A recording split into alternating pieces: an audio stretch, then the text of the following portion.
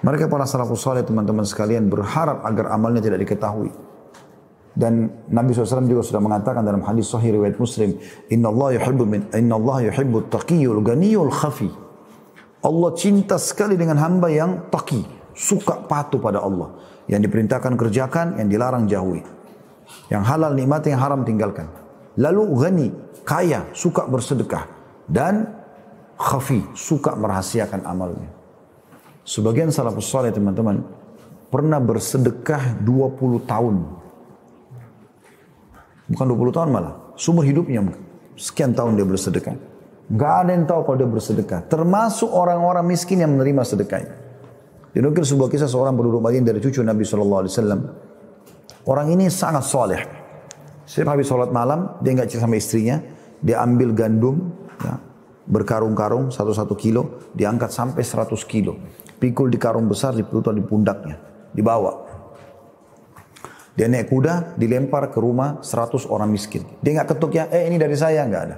Taruh, pergi. Itu puluhan tahun dia berjalan. Anda tahu kapan ketahuannya? Pada saat orang ini sudah meninggal dunia. Jenazahnya itu disolati, ternyata di pundak sebelah kanannya ada bekas warna hitam. Ditanya istrinya, kenapa ini pundak suamimu? Dia bilang, saya juga tidak tahu. Istrinya nggak tahu. Saya juga tidak tahu. Hanya saja saya tahu kalau malam-malam biasa dia keluar bawa karung. Karena dia tidak cerita, saya juga tidak tanya gitu. Lalu kemudian pada saat itu ada orang-orang tersebarlah berita di Madinah, ternyata ada orang-orang miskin yang biasa terima kantong-kantong gandum, sekarang sudah tidak lagi semenjak orang itu meninggal. Baru ketahuan kalau dia lakukan.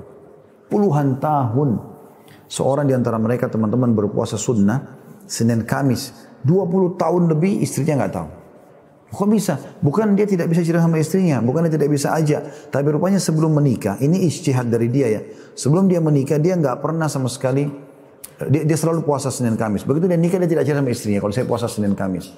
Istrinya seperti layak semua istri nyiapin makan istri suaminya.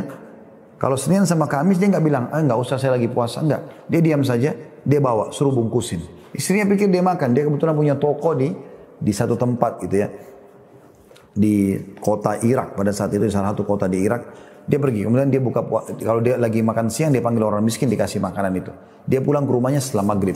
20 tahun dia buka puasa, baru dia pulang ke rumahnya makan. Istrinya pikir dia nggak puasa. Untuk jaga keikhlasannya.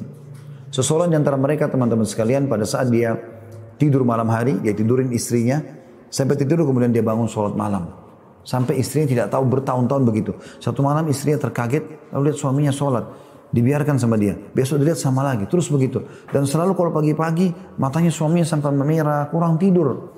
Lalu dia tegur satu malam suaminya pas turun, mau sholat malam, lalu kemudian dia mengatakan, wahai suamiku, kasihanilah dirimu. Aku perhatikan kau setiap malam begini. Entah sudah berapa lama kau nggak istirahat. Lalu kata suaminya, tidurlah wahai istriku kalau kau mau tidur. Sesungguhnya apa yang saya lakukan kebaikan buat saya dan kebaikan buat kamu juga. Maksudnya kalau saya masuk surga nanti kau juga dapat sama. Mereka menjaga amal itu. Jaga. Ada seseorang salafus saleh pernah sholat malam di hutan, diikuti oleh seseorang dan ketahuan dia sholat malam, gitu kan. Maka temannya ini kebetulan, ya, yang ikuti dia, yang tahu dia sholat malam, diam-diam dia selalu dengar ayat yang dibaca, doa yang dibaca gitu. Pas sudah menjelang subuh, dia terdengar ada semak belukar.